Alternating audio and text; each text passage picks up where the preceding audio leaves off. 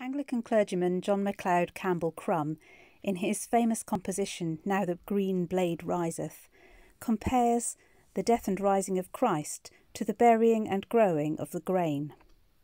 In this series of meditations, or alternative stations of the cross, you are invited to consider the way of Christ alongside the various stages of making bread. We begin with the song itself.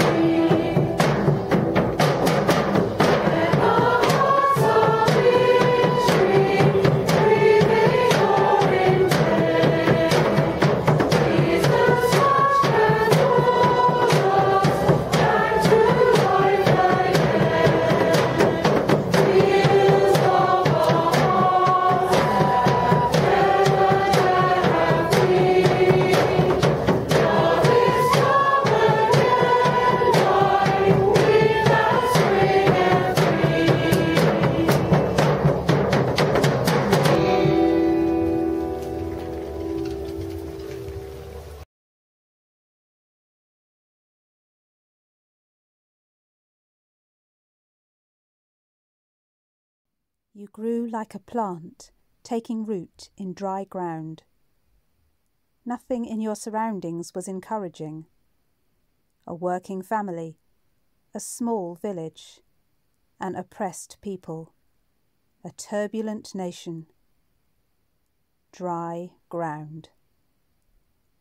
And yet you grew, top-heavy with fruitfulness, golden with glory like grain, and they hungered for you. We hunger for you.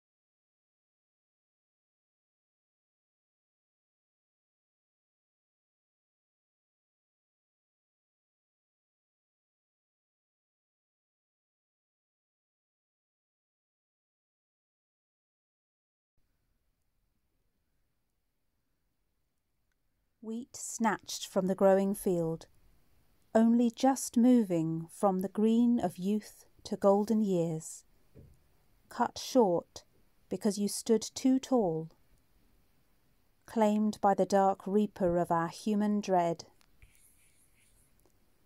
scythed down by others' jealousies and nameless fears, taken at blade point from the green garden.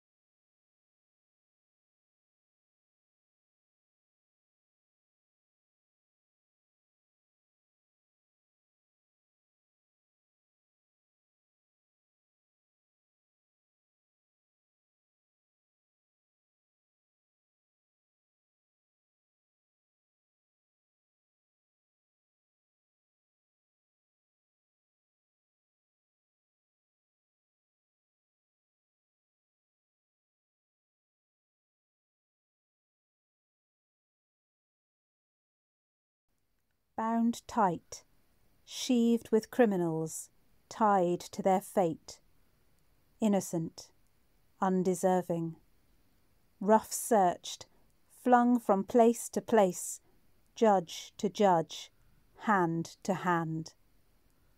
Father, forgive them, for they know not what they do.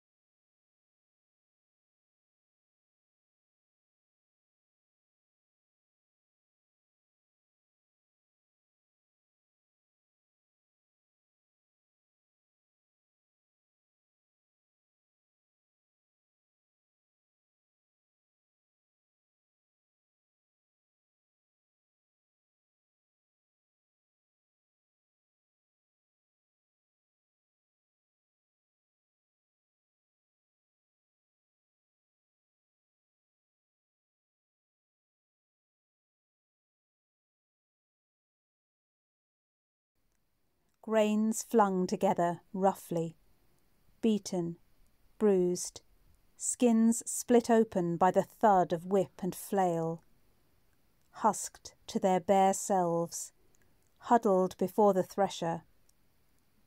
In the time of trial, what is inside cannot be hidden.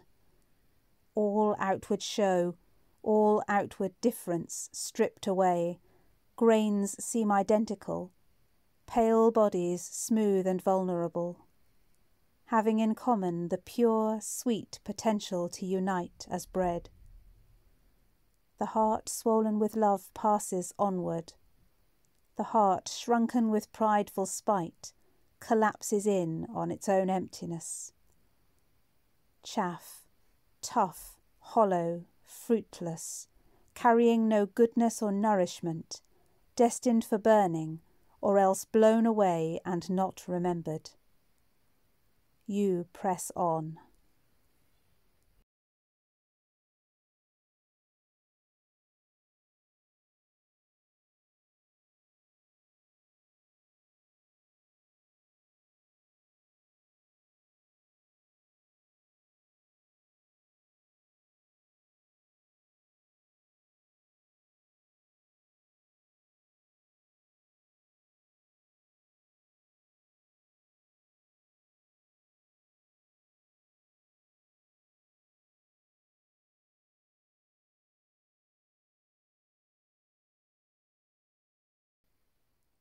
The crushing begins.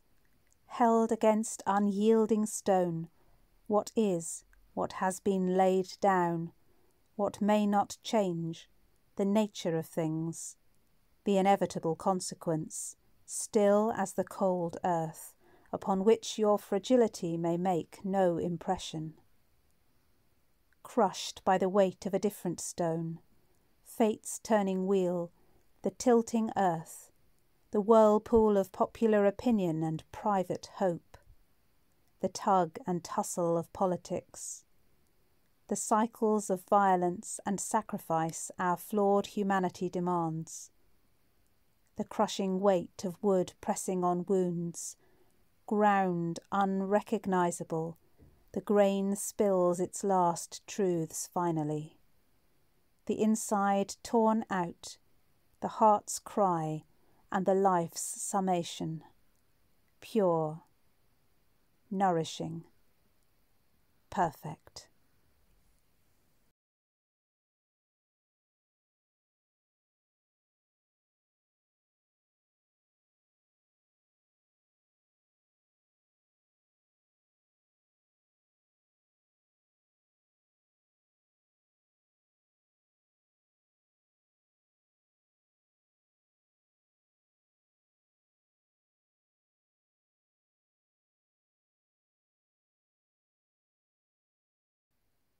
Flour to be mixed to dough, water binding the hearts of many grains as one. From fragile scattered powder to tough but yielding whole, ready for moulding by the baker's hand. Yet no water refreshes the dry hill of skulls, or the dry spirit unravelling, scattering. He thirsts. What binds this bread? The bitterness of tears, wrenched out of human need and pain and human love, to moisten the hard, dry fact of his dying with poignancy and gentleness. Weep not for me. Weep for yourselves and for your children. Woman, behold your son. Son, behold your mother. But the desert is vast. How can anything rise from such sparsity and bitterness? How can anything rise to feed those left desolate? Only the yeast of faith can say.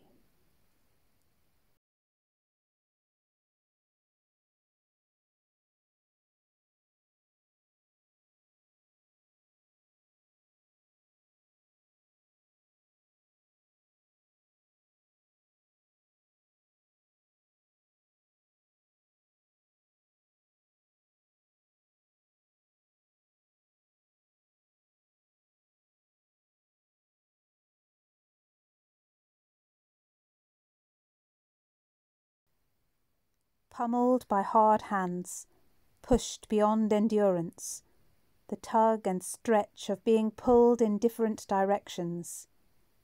Helpless, stretched out, yearning to shrink inward, needing to reach out, being folded in upon himself by doubt and condemnation, torn open by speculation and ridicule. Yearning toward the loved ones pinioned hands cannot embrace, all the time growing more tender with the compassion of shared suffering. One with us, bruised and battered, stretched and crumpled, hiding the secret leaven of faith, of Godhead, in our midst.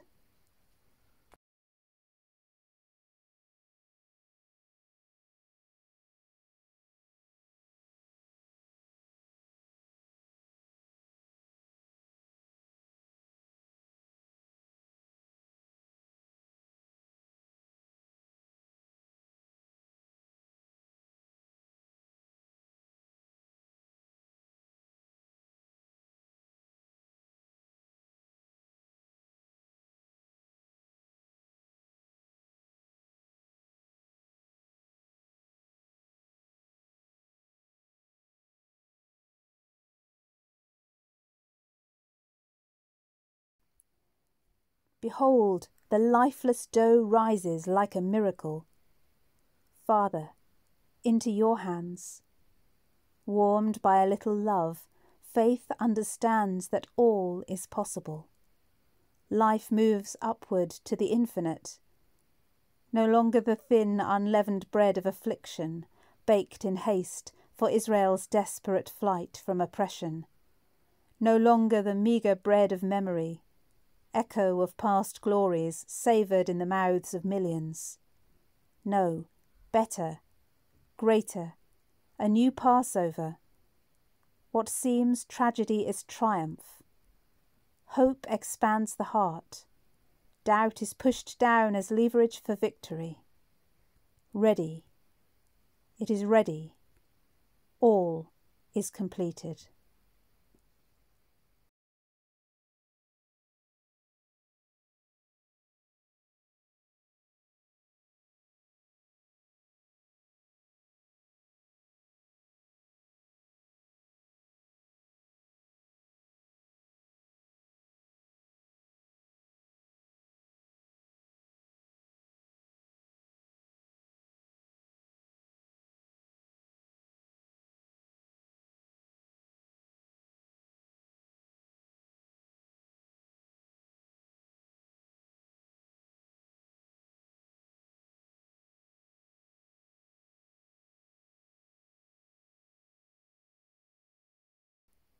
The dark mouth awaits.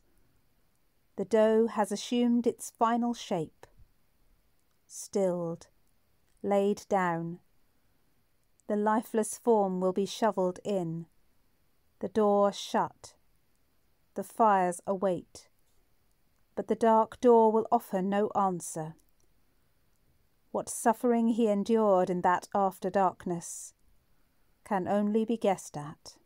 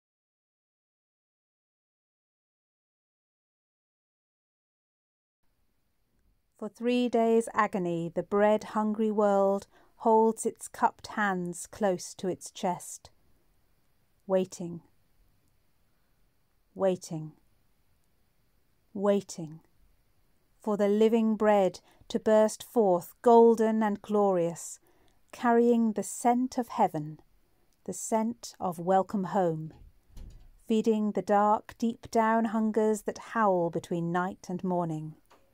Feast after famine. Lord, living bread, in whom all our hungers are satisfied.